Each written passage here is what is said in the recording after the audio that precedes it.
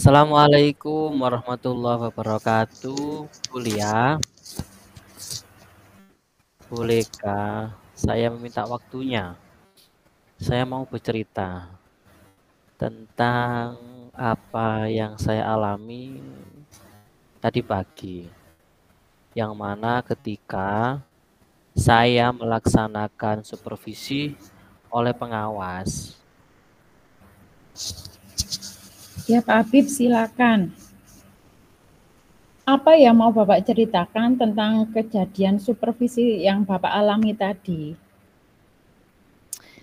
Begini, Bu Lia, saya itu kan barusan mendapatkan teguran dari kepala sekolah yang menerima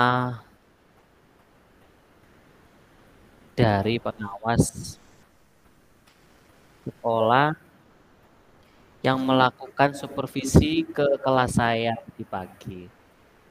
Pengawas sekolah yang melakukan supervisi tampaknya keberatan ketika saya tadi pagi itu mengajar tanpa buku teks.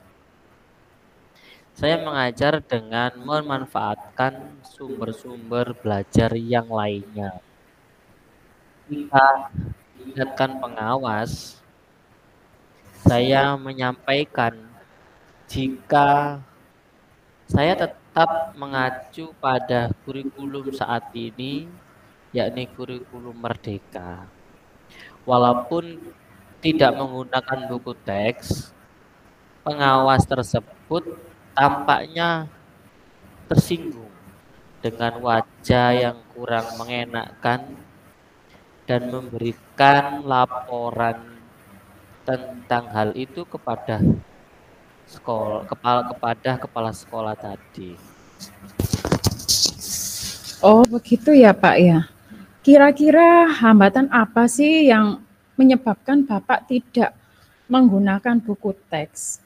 Dan media apa yang biasanya Bapak gunakan? Begini Bu Lia, saya itu sudah terbiasa mengajar dengan cara tersebut. Materi saya ajar itu sudah saya kuasai. Jadi saya rasa buku teks itu tidak begitu penting bagi saya.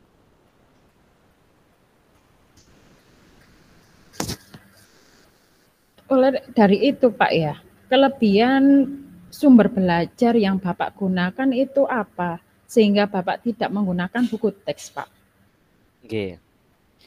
Saya itu merasa bebas dalam menyampaikan materi. Hal-hal tersebut adalah mengimplementasikan, menerapkan yang mana kurikulum baru ini tentang kurikulum Merdeka. Iya.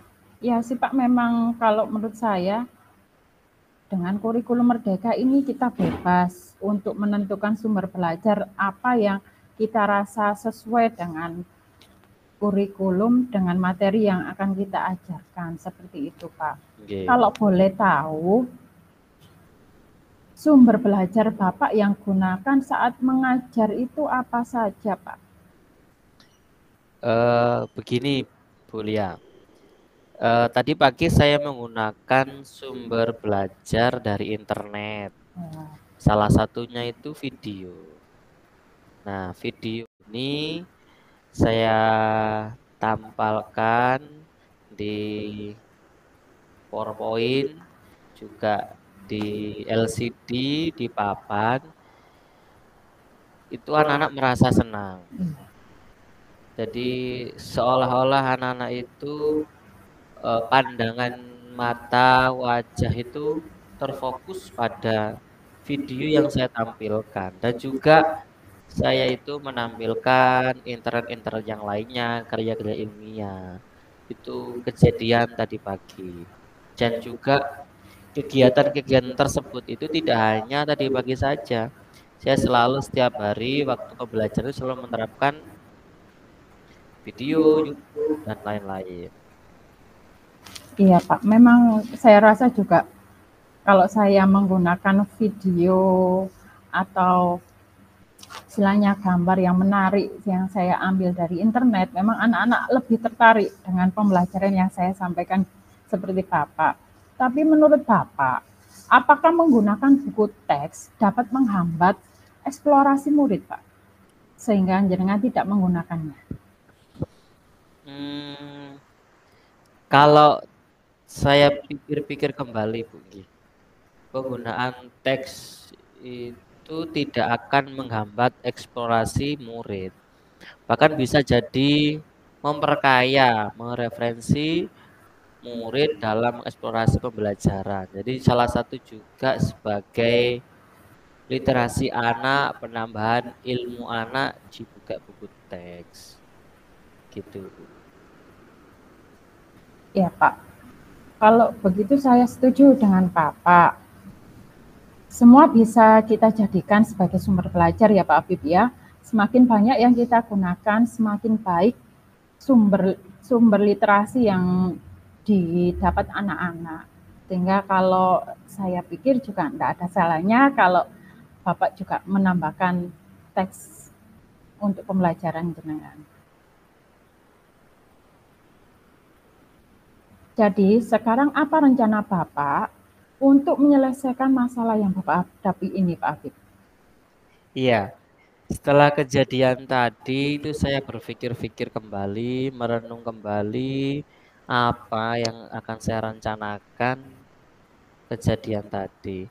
Yang pertama, Bu, saya akan menghadap kepala sekolah untuk menyampaikan permohonan maaf yang mana saya membuat kecewa Bapak pengawas di saat saya disupervisi oleh pengawas sekolah. Kalau memang memungkinkan, jika ada waktu saya bisa bertemu langsung dengan Bapak pengawas, saya supaya permasalahan ini tidak berkepanjangan, biar cepat selesai dan tidak ada menimbulkan kesalahpahaman yang berkepanjangan. Jadi permasalahan ya sekiranya tidak terlalu besar itu jangan sampai menimbulkan menjadi masalah yang lebih besar dalam dunia pendidikan khususnya seperti itu, Bu. Ya Pak, bagus sekali rencana yang Bapak buat. Terus kira-kira apa yang akan Bapak sampaikan kepada Bapak pengawas nanti? Oke. Saya akan berkomitmen untuk selalu membuat rencana pembelajaran yang menggunakan banyak-banyak sumber untuk mengeksplorasi materi sehingga murid-murid saya itu dapat menjalankan yang namanya merdeka belajar. Dan saya akan membuat murid-murid saya senang dalam berkegiatan mengeksplorasi murid tanpa ada unsur paksaan. Dan saya serahkan pemilihan sumber belajar pada murid-murid saya. Seperti Ki Hajar Dewantara yang mana kita sebagai pendidik hanya bisa menuntun pada anak-anak, tidak mendoktrin. Nah, kita hanya menuntun supaya anak-anak itu memiliki keinginan apa yang mereka inginkan. Begitu, Bu. Ya, bagus sekali Pak rencananya. Saya sangat setuju Bapak menerapkan filosofi dari Bapak Ki Hajar Dewantara. Mudah-mudahan apa yang Bapak rencanakan bisa berhasil Pak Afif. Semoga sukses untuk rencananya menyelesaikan permasalahan yang Bapak hadapi bersama Ibu Kepala Sekolah dan Bapak Pengawas. Terima kasih Bu Lia atas waktunya sharing permasalahan saya tadi pagi. Mudah-mudahan kita sebagai menjadi guru ya selalu dirindukan oleh murid. Amin kita. Amin amin amin. Ya, sama-sama Pak Habib.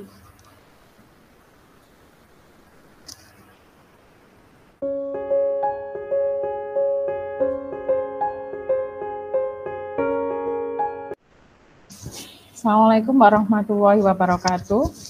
Waalaikumsalam warahmatullahi wabarakatuh. Ya, dari praktek coaching barusan yang kita lakukan, saya akan merefleksi jalannya coaching masalah yang dihadapi Pak Habib tadi. Untuk yang pertama, yaitu berdasarkan tujuan, yaitu menyampaikan tujuan coaching.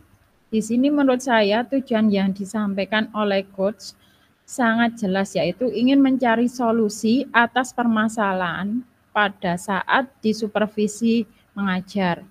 Kemudian yang kedua, yaitu identifikasi berupa memberikan pertanyaan-pertanyaan dan umpan balik yang mengarah pada identifikasi potensi coach.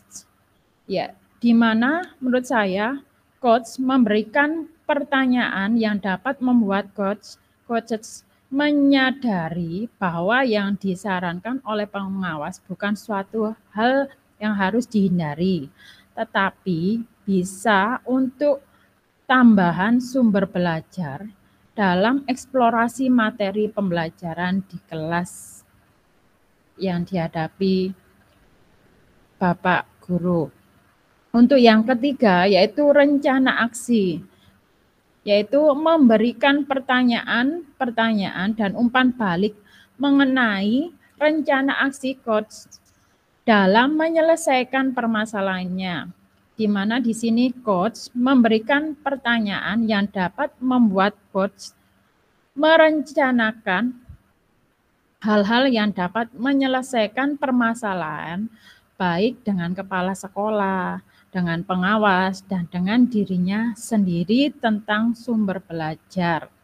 Ya, tadi di mana Bapak pengawas menyarankan agar Bapak Guru Pak Habib tadi untuk memakai buku teks di samping sumber belajar yang beliau biasa gunakan seperti dari internet, kemudian video YouTube, artikel ilmiah, dan lain sebagainya. Kemudian untuk yang keempat yaitu tanggung jawab.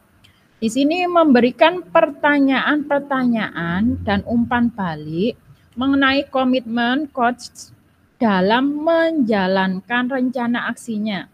Di sini coach menanyakan tentang komitmen terhadap rencana yang diambil oleh coach dan ternyata membuat coach menjadi yakin kepada keputusan dalam mencari solusi yang diambil. Ini membuat keyakinan dari coach yang mempunyai masalah itu tadi, sehingga dia bisa menyelesaikan permasalahan yang dihadapi dengan baik secara bertanggung jawab, seperti itu. Demikian refleksi yang bisa saya sampaikan. Terima kasih. Wassalamualaikum warahmatullahi wabarakatuh. Waalaikumsalam warahmatullahi wabarakatuh.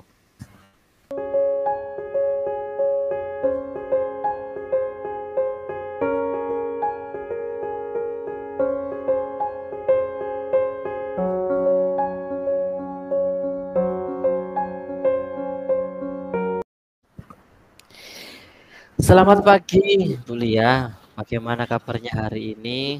Kok tiba-tiba pagi-pagi, siang ini di ruang saya? Iya Pak Habib, baik kabar saya, tapi agak sedikit ada suatu pikiran yang mengajal di otak saya Pak. Terima kasih sudah bertanya. Ini Oke. Pak. Oke, sama-sama Bu Lia. Kira-kira apa yang bisa saya bantu untuk permasalahan itu, Bu Lia? Iya Pak. Saya ini ingin meningkatkan kompetensi saya dalam mengelola kelas. Saya kok masih merasa kurang mampu dalam mengelola kelas saya. Bagus sekali itu, Bu Lia. Kira-kira apa sih, Bu, tujuan Ibu dalam meningkatkan kompetensi untuk anak-anak? Ini Pak Habib. Saya ingin menciptakan kelas saya, yang kelas itu yang kondusif gitu, yang menyenangkan bagi siswa saya. Siswa saya tidak hanya saya sendiri yang aktif di dalam kelas. Saya ingin siswa saya itu bisa aktif di kelas saat pembelajaran, sehingga kelas itu tampak hidup, Pak Habib. Tidak hanya saya yang ceramah terus.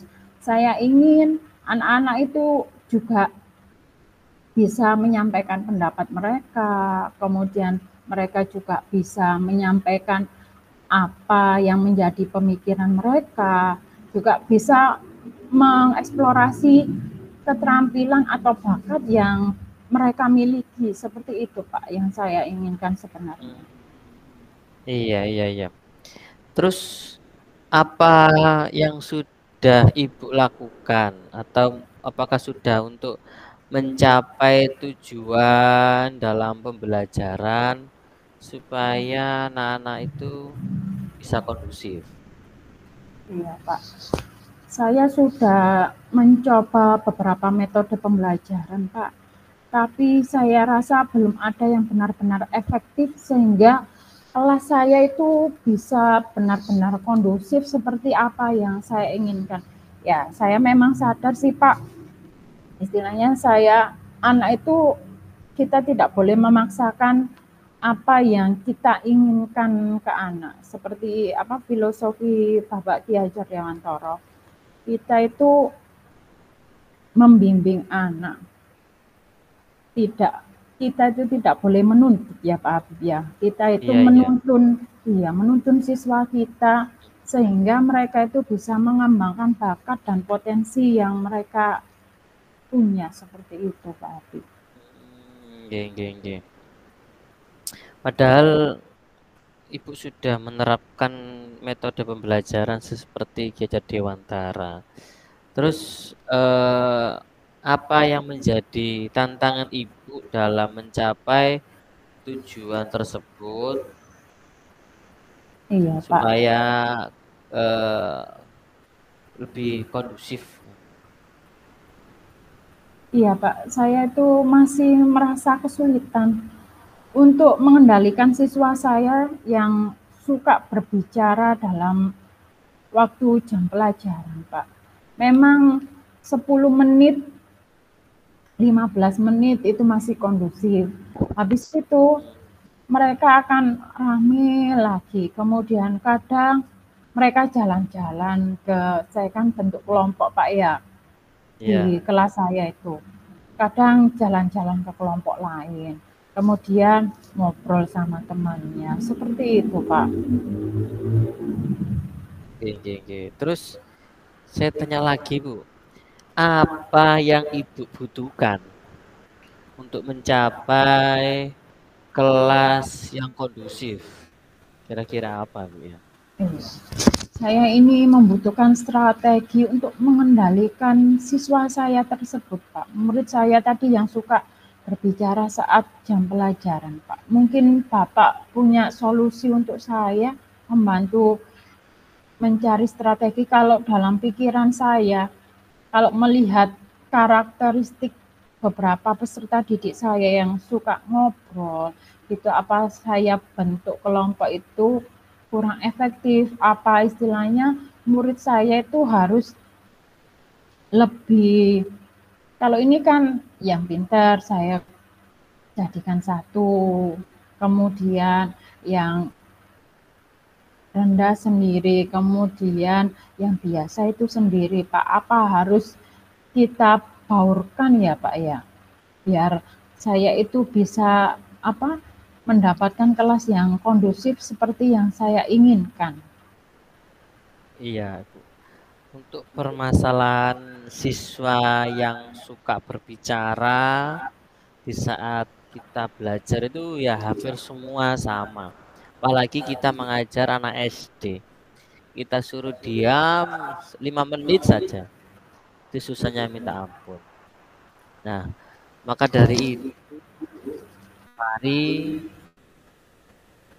kita bahas bersama-sama strategi untuk mengendalikan siswa yang suka berbicara saat pembelajaran supaya saya dan Bu Lia itu bisa menerapkan di kelas masing-masing dan apa yang kita sampaikan dalam materi itu bisa masuk kepada penyebabnya Bu Lia.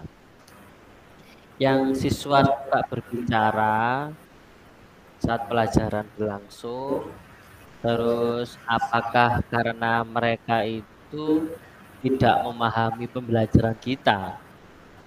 Nah, terus juga apakah karena mereka bosan?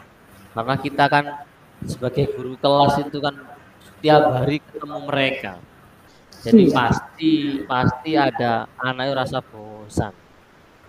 Terus juga mungkin apakah mereka itu ingin mencari perhatian supaya kita sebagai guru itu memanggil dia. Nah, ketika Bulia menjelaskan ada yang rame, kepingin dipanggil Bulia. Mungkin itu Bulia. Iya Pak ya. Terima kasih. Kemudian saya juga punya pikiran seperti ini Pak. Apa mereka itu yang rame itu kurang memahami materi yang saya ajarkan ya Pak ya? Apa metode yang saya berikan, strategi yang saya berikan itu harus saya ganti seperti itu Pak. Saya harus mengenali karakteristik peserta didik saya sehingga saya bisa memilih strategi apa yang tepat untuk murid saya seperti itu. Mungkin saya kemarin terlalu fokus menyelesaikan materi yang menjadi tuntutan di kurikulum seperti itu Pak. Pikiran saya yang ada di kurikulum itu harus tuntas semuanya. Sehingga saya kurang memperhatikan apa yang menjadi keinginan peserta didik saya, Pak. Cuma saya menyampaikan materi, kemudian saya kasih evaluasi untuk anak-anak, dan materi sudah tersampaikan semua. Ternyata saya rasa lama-lama kok yang aktif dalam kelas itu kok malah saya saja. Anak-anak itu cuma cenderung pasif gitu, Pak. Iya iya. Padahal sebenarnya Ibu sudah menerapkan sudah bagus. Karena ya gitu anak SD ya. Kita sebenarnya sudah berbahasa yang rendah, yang mudah dipahami anak, tapi aja anak yang masih suka berbicara dan rame. Jika demikian, kita perlu memberikan penjelasan yang lebih jelas kepada anak, yang menarik kepada murid. Kita juga bisa menggunakan metode pembelajaran yang lebih variasi agar siswa itu tidak bosan kuliah. Yang pertama, mungkin kita juga membuat kontrak belajar. Jadi sebelum kita mulai pembelajaran, ya kita buat kontrak keyakinan kelas pada pembelajaran hari ini. Setelah itu, kita menggunakan metode yang bervariasi. Bisa kita manfaatkan teknologi informasi yang kekinian. Karena zaman anak sekarang itu suka yang nyata. Anggaplah kita tentang pembelajaran organ tubuh manusia. Kalau kita hanya menyebutkan mulut, mata, hidung, dan sebagainya, itu anak-anak pasti merasa bosan dan juga anak-anak itu pasti ada yang rame. Tapi jika kita menggunakan metode atau media yang nyata, contoh saja kita video pembelajaran dari YouTube, kita tayangkan di LCD, ada suaranya, anak-anak mendengar, insya Allah. Dengan metode satu itu, anak-anak yakin tidak akan bosan dan akan fokus pada pembelajaran tersebut. Iya Pak, baik. Terima kasih atas masukannya, saya akan mencobanya. Iya, saya rasa saya selama ini belum membuat keyakinan kelas untuk awal sebelum saya pembelajaran, Pak. Ya, nanti kalau ada keyakinan kelas, berarti nanti murid-murid saya akan lebih terarah seperti itu, Pak ya. Karena sudah ada komitmen sebelum murid-murid saya belajar bersama saya. Kemudian tadi saya akan juga membuat materi itu bisa saya ambil dari YouTube ataupun dari internet untuk artikel ilmiah, kemudian juga bisa saya buat game biar mereka lebih tertarik seperti itu, dan juga saya akan memanfaatkan lingkungan sekitar sekolah saya, sekolah kita ini untuk sumber belajar murid saya. Seperti itu Pak. Terima kasih untuk Ya, masukannya. terus sekarang gimana Bu Lia? Apakah Bu Lia sudah memiliki gambaran strategi yang akan Ibu lakukan ya mulai besok lah? Mulai besok gambaran apa, strategi apa untuk anak-anak biar yang awalnya bicara itu bisa fokus dalam pembelajaran Ibu?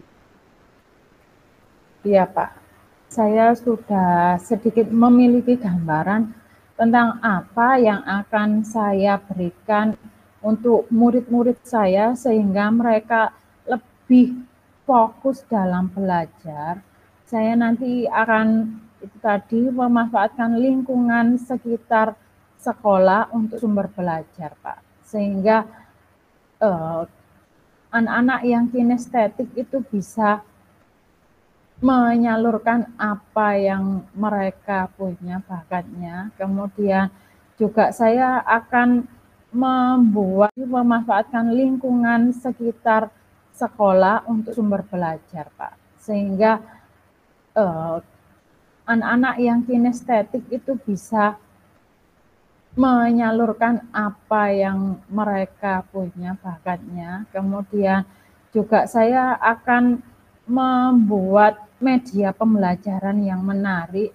Saya juga akan menyertakan kalau materinya berhubungan dengan teknologi, nanti saya juga bisa memanfaatkan teknologi yang ada di sekolah kita untuk membantu pembelajaran di kelas saya, sehingga mereka akan lebih tertarik apabila saya menayangkan video dari YouTube yang berhubungan dengan materi pembelajaran. Seperti itu, Pak.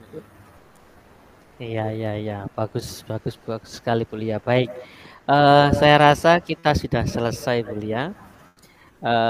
Untuk hari ini, mari kita bersama-sama mengimplementasikan strategi tersebut dan beritahu saya jika hasilnya nanti bisa memuaskan. Iya Pak Pit, baik. Terima kasih atas masukannya. Saya akan mencoba menerapkan strategi baru di kelas saya. Itu tadi memanfaatkan lingkungan sekitar untuk sumber belajar, kemudian menggunakan media yang menarik, baik saya buat sendiri ataupun saya ambil video dari YouTube, kemudian ada artikel ilmiah, dan banyak itu tadi ya permainan game yang ada sekarang. Kemudian nanti kalau ada perkembangan dengan murid saya tentang kondusifnya mereka di kelas nanti akan saya sampaikan ke Bapak. Terima kasih banyak Pak Habib atas Sama-sama. masukannya. Ye.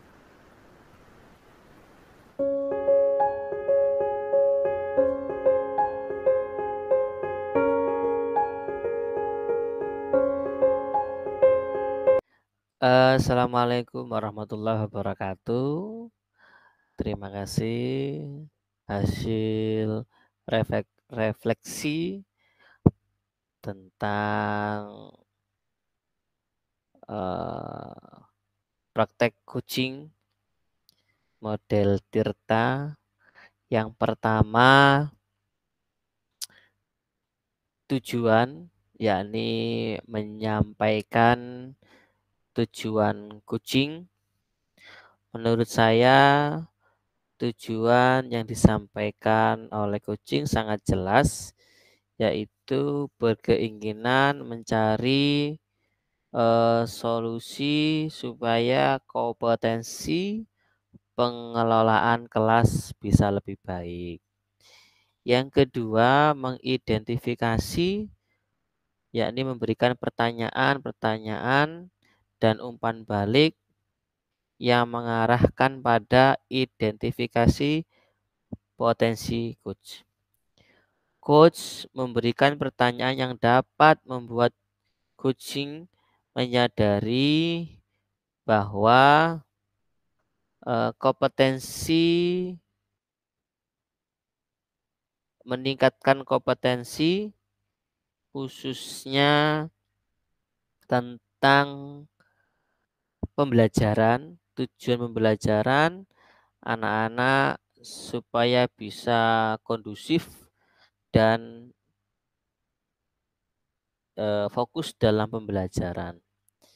Yang ketiga, rencana aksi, yakni memberikan pertanyaan-pertanyaan dan umpan balik mengenai rencana aksi coach dalam menyelesaikan permasalahan. Coach memberikan pertanyaan yang dapat membuat coaching merencanakan hal-hal yang dalam menyelesaikan permasalahan, yakni strategi pembelajaran supaya saat